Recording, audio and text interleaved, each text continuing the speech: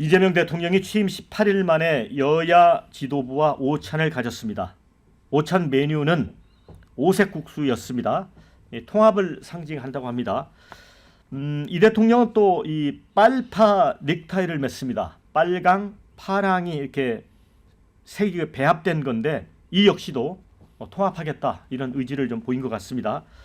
자, 이번 회동은 격식을 덜고 대화를 나누는 자리로 마련돼서 구체적 합의사항은 없었지만 이 대통령은 신속한 추경 편성을 위한 국회 협조를 당부했고요. 전반적인 회동 분위기는 화기애애했다고 합니다. 다만 이제 야당이 김민석 국무총리 후보자 비판 또 추경 관련 이견을 내놓으면서 회의석상에 약간의 긴장감도 흘렀다고 하는데요. 여야는 이번 회동에 대해 의미가 있었다고 평가하면서도 온도차가 있습니다. 대통령실 관계자는 신뢰할 수 있는 최소한 첫걸음을 뗀 것 같다. 민주당 김병기 원내대표는 정치는 신뢰에서 출발해 실천으로 완성된다. 이번 만남이 출발점이 되길 기대한다고 했습니다. 반면 국민의힘 김용태 비대위원장은 대통령이 소통 의지를 보여준 데 감사하다. 그러면서도 여러 제언에 대해 대통령이 명확한 답을 하지 않아서 좀 아쉬웠다.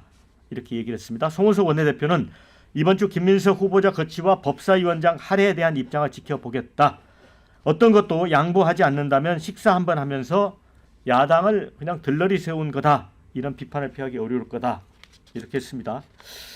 자, 그래도 이거 굉장히 빨리 만난 거예요. 윤석열 대통령은 아예 안 만났잖아요.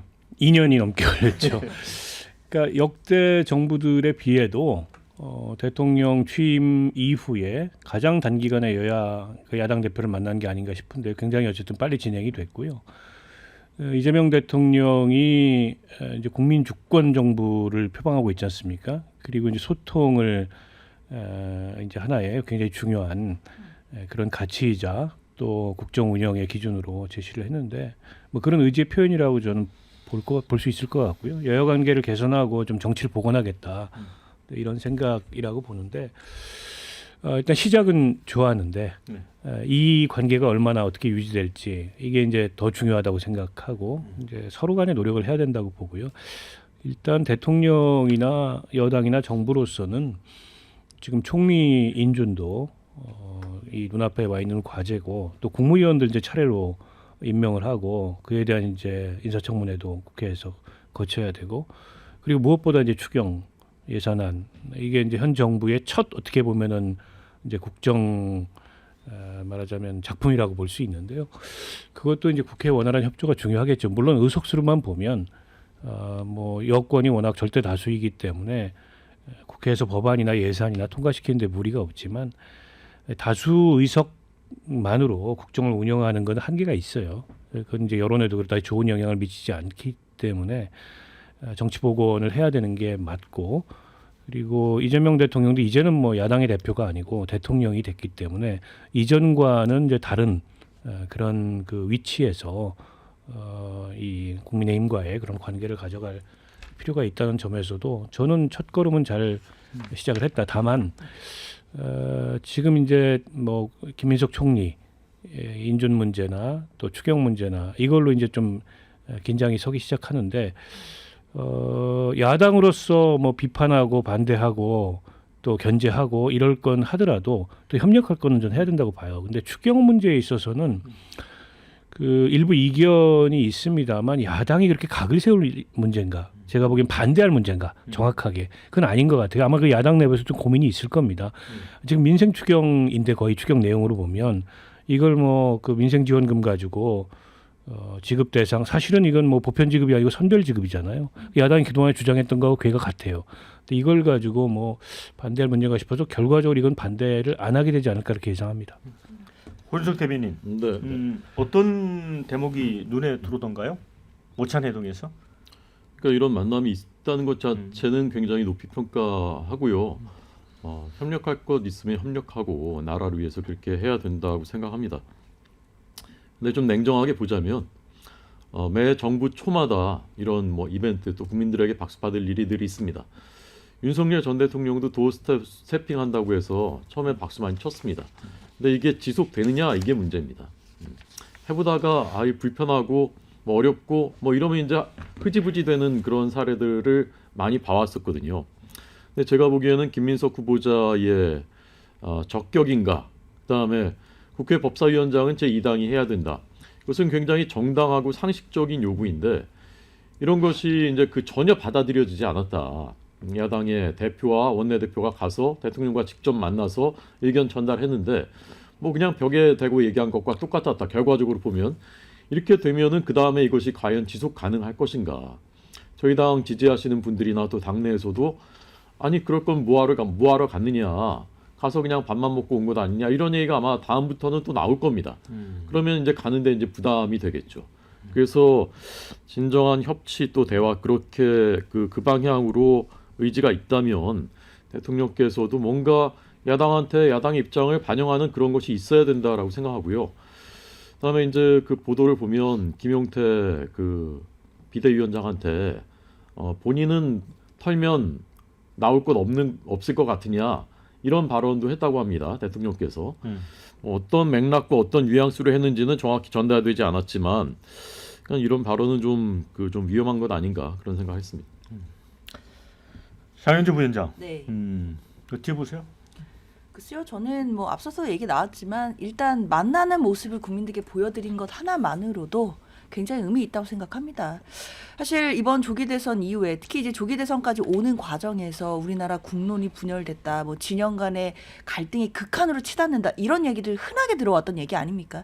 그런 과정에서 이재명 대통령이 후보 시절부터 반쪽짜리 대통령 말고 모두의 대통령 된다라고 했거든요. 그리고 통합 얘기 계속했고 협치 이야기 강조했기 때문에 저는 취임한 지 18일 만에 그리고 야당 대표 그리고 비대위원장 원내대표 둘 다 불러서 함께 밥도 먹고 사진 찍고 이야기하는 모습을 국민들께 보여드리는 것만으로도 사실 대통령과 이 정부가 특히 정부 여당이 협치의 의지가 있다라는 걸 보여드리는 장면이었다고 생각해요. 그렇기 때문에 첫 술에 배부를 수가 없으니까 첫 만남에 그동안 쌓여있던 갈등들 그동안 뭐 꼬여있던 문제들이 어떻게 한 번에 다 풀릴 수 있겠습니까? 하지만 만나는 것만으로 그런 갈등의 국면들이 해결될 수 있는 출발점 분명히 될 수 있다라고 생각하고요.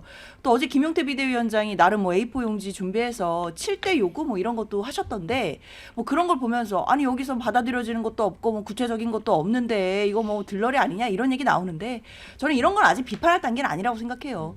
따지고 보면 김용태 비대위원장이 국민의힘 내부에서도 5대 개혁안 내놓고 있었잖아요. 국민의힘 내부에서도 그거 정리 안 된 거 아닌가요?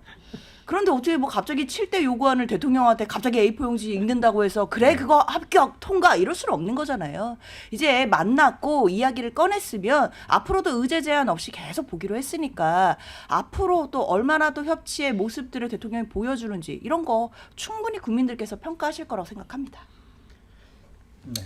그래도 이제 김용태 비대위원장 A4용지 그 장수를 보니까 당시에 이재명 그 야당 대표 시절에 윤석열 대통령 네. 사과하는 것보다 양이 좀 적긴 적었어요. 하더라고요. 네. 그래도 예를 들어 뭐 재판 중단과 관련해서 뭐 대통령 끝나고 나서 그 재판 받겠다고 좀 얘기를 해달라 이런 어떤 쓴소리를 들었다는 것 자체는 뭐 또 평가를 해줘야죠. 뭐 원칙론적인 얘기죠. 당연히 뭐 임기 끝나면 재판 받으셔야죠. 뭐 어떻게 하겠습니까? 그건 뭐 사법부에서 지금 재판이 정지가 된 상황이기 때문에 뭐 저는 원칙론적인 얘기를 어저께 김용태 비대위원장이 했다. 뭐 당연히 뭐 국민의힘에서 뭐 실권이 없는 뭐 비대위원장이긴 당대표이긴 합니다만은 그래도 그런 자리에서 청년 정치인으로서 뭐 그런 얘기 정도는 충분히 할 수 있지 않았나라는 생각이 들고요. 뭐 저는 어제는 어떤 뭐 합의 사항이 나오기는 굉장히 어려웠을 것이라고 보고 뭐 그 내용을 떠나서 일단은 어제는 형식적인 면에서는 전 뭐 굉장히 후한 점수, 그러니까 좋은 점수를 좀 평가하고 싶습니다. 이재명 대통령이 어찌 됐든 간에 여야 합치라는 형식을 갖춰갔다는 부분은 뭐 저는 당연히 뭐 잘했다라고 생각을 하고요.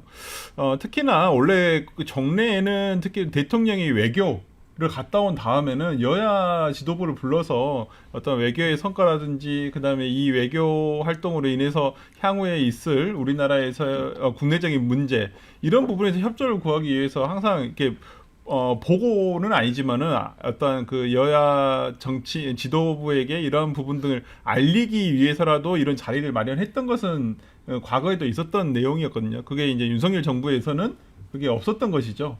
그러다 보니까 저는 이재명 대통령이 뭐 과거 정부에서 했던 여야를 나누지 않고 어떤 했던 부분에 대해서 다시 복원을 했다라고 생각을 하고 아마 국민들이 받아들이시기에 참 이런 부분들이 신선하게까지 느껴지신다는 게 참 어찌 보면 슬픈 일인데 윤석열 정부에서 비정상적으로 아마 진행됐던 부분을 다시 정상화한다는 부분에서 저는 높이 평가하고 싶습니다. 그러니까 윤석열 대통령이 쌓아놓은 그 기저효과의 덕을 톡톡히 봤다 이런 얘기가 전 정부 탓이네요. 아니 지금 국정 운영의 모든 면이 그렇습니다. 사실은 지난 그 G7 정상회의에서 이제 김혜경 여사의 어쨌든 이제 첫 외교 행보가 여러 가지로 주목을 받았는데 김건희 씨는 첫 행보부터 논란을 빚었어요. 그와 대비되면서 뭐 특별히 한 게 없습니다. 김혜경 여사가 별로 나서지 않고 어쨌든 그 내조형 그런 외교의 전형을 보였는데 그게 이제 호평을 받았잖아요. 이게 기저효과예요. 지금 국정 전반이 어떻게 보면 그 이재명 정부가 인수위 없이 시작한 그런 이제 한계, 단점, 약점 이런 게 존재하지만 다른 한편으로는 지난 정부가 워낙에 엉망진창 국정 운영을 하고 비정상적인 국정 운영을 했기 때문에 조금만 잘해도 그게 비교돼서 돋보이는 그런 효과도 있습니다. 그걸 잘 활용해야죠. 잘 활용해야 되고 그걸 이제 국정 동력으로 삼아야 된다고 봅니다. 네, 댓글 좀 읽어드리겠습니다. 이재명 대통령 열일하시느라 고생이 많으심 이런 의견 주셨고요. 윤석열 정권과 너무 비교가 된다. 윤석열 대통령은 쇼조차도 못했던 것 같다. 이런 의견. 분위기가 좋았다니 다행이긴 하다만 계속 기속 여부가 중요하다. 이런 의견. 윤석열 전 대통령은 불통의 아이콘이었고 이재명 대통령은 쇼는 잘하고 또 이렇게 얘기를 해주셨네요. 송원석 원내대표도 비탄감 집중 비판한 거고 추경 대놓고는 반대 못할 것 같다. 5년 뒤에 재판 받겠다 약속해달라는데 대통령 아무 반응 없음. 이런 의견. 김용태는 윤통 앞에서는 찍소리도 못하면서 왜 이 대통령 앞에서는 말도 잘하냐. 나라 살리는데 여야가 따로 없다. 대통령과 여야 지도부가 허심탄회하게 대화하여 국정을 논하는 분위기는 바람직합니다. 이런 의견 주셨습니다. 자, 혼숙 대변인. 네. 그래도 이제 이 짧은 시간 안에 만났다는 건 이제 평가를 해줘야 될 것 같고 그렇다면 여기 댓글도 있었지만 이게 이제 뭐 그 야당이 이야기하는 것처럼 뭐 밥만 먹고 오는 거냐, 들러리 석용 아니냐 이게 아니고 실질적으로 내신 있는 성과를 거두려면 어떤 게 필요할까요?